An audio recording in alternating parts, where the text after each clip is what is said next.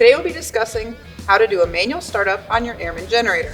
First, locate the deep sea controller behind the access door. Locate the control power switch and turn this to on.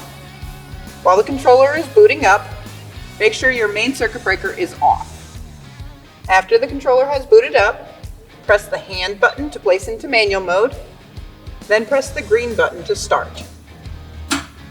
If equipped, it will show a depth level upon startup. Once your generator has increased in speed, navigate to generator stage and arrow down.